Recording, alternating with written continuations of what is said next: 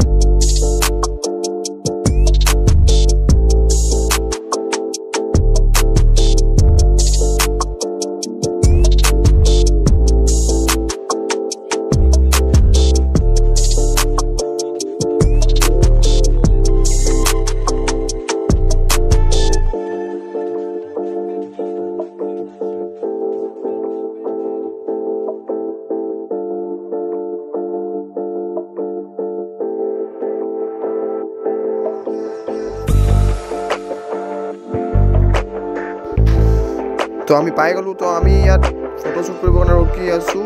তো ফটোশ্বুট কৰিলোঁ অলপ আৰু ফুৰিম কেমেৰা নাই মোবাইলতে ফটো মাৰিম আৰু অংকিত আৰু ৰূপমে কেমেৰা ঠিক কৰি আছে আমাৰ মোবাইল আৰু আমাৰ এই ভাইখিনি ফুৰিব গৈছে আহিছে এতিয়া তো কেনেকৈ অংকিতাৰ ফটো মাৰিছে আমাৰ